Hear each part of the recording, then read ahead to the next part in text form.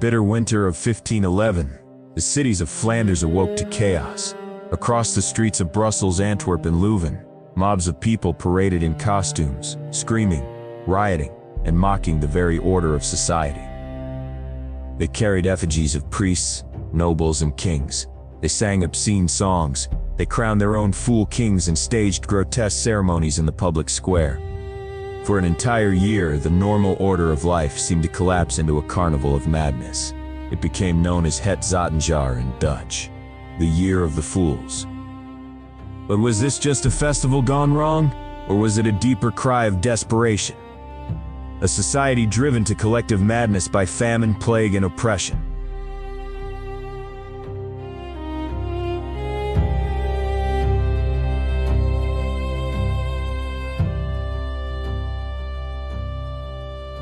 To understand the Year of the Fools, we must first understand the world in which it was born. In the early 16th century, Flanders, part of modern-day Belgium, was one of the richest and most urbanized regions of Europe. Cities like Ghent, Bruges, and Antwerp were centers of trade, wealth, and art.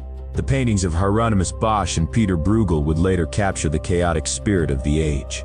But beneath this prosperity lay deep unrest. The people of Flanders were heavily taxed under the Habsburg rulers, who drained their resources for endless wars.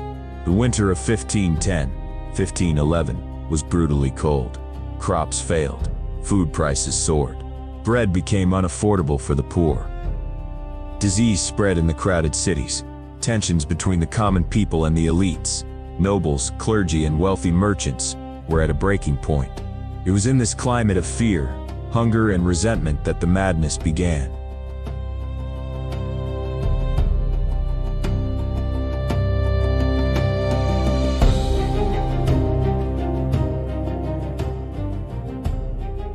In February 1511, strange processions appeared in Brussels.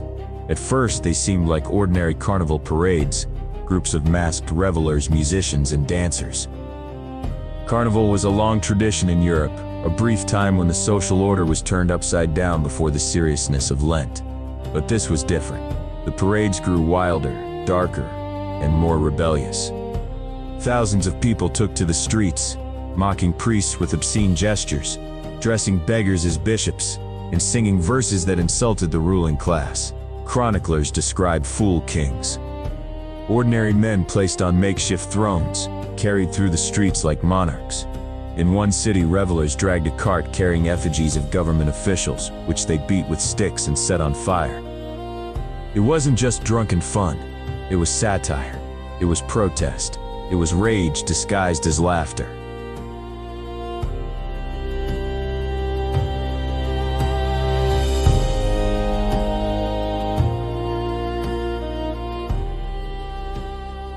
The most striking part of the Year of the Fools was the use of symbolism. Masks and costumes became weapons of defiance.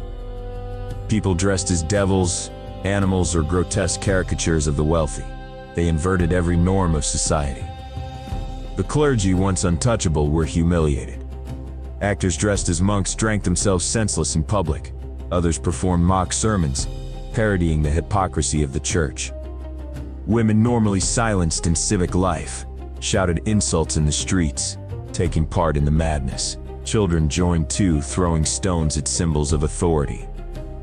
This wasn't a single city. Reports describe similar outbreaks across Leuven, Ghent, Bruges, Antwerp, and beyond. It spread like wildfire across the Low Countries. To the authorities, it must have felt like society itself was crumbling.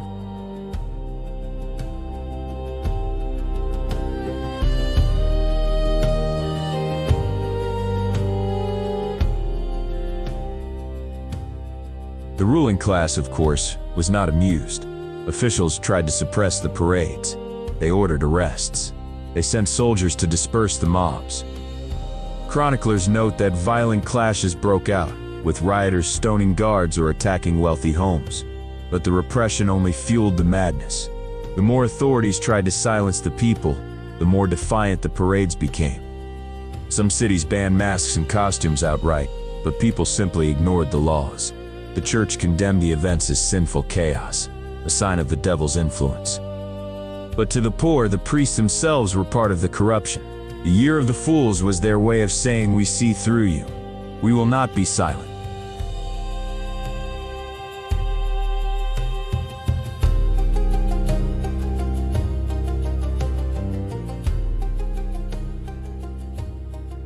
Historians have long debated why the madness peaked in this single year.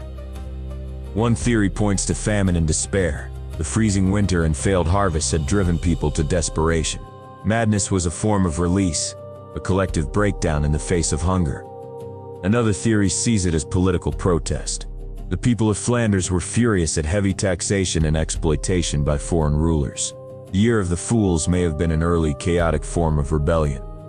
A cultural explanation is that carnival traditions simply grew too wild, spilling out of control. Normally, carnival was tolerated as a safety valve for society, a time to mock the powerful harmlessly.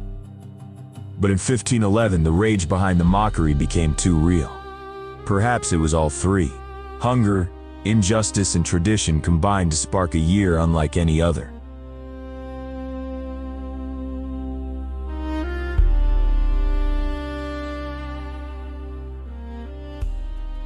Though the Year of the Fools ended, it left a lasting impression. Artists like Peter Bruegel the Elder later painted scenes of grotesque festivals, drunken peasants, and topsy-turvy worlds, images that many historians believe were inspired by events like 1511. The memory of the madness lived on in chronicles, often described with shock or disapproval. To elites, it was a scandal. To the poor, it may have been remembered as a moment of freedom, when for once they laughed in the face of their oppressors.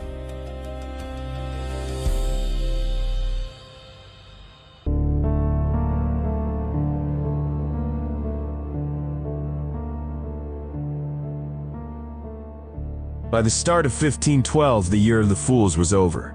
Authorities regained control. Order was restored.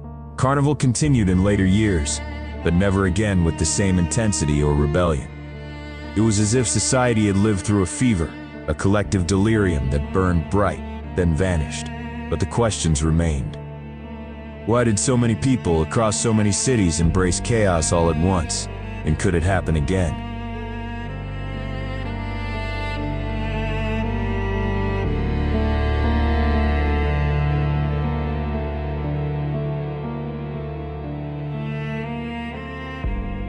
The Year of the Fools is more than a curious footnote in history.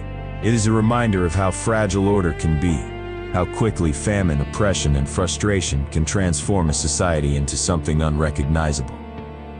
When people are silenced too long, their protest may not come in the form of speeches or petitions. It may come in the form of laughter, of masks, of mads. In 1511, the streets of Flanders belonged not to kings or bishops, but to fools. And for one unforgettable year, the world turned upside down.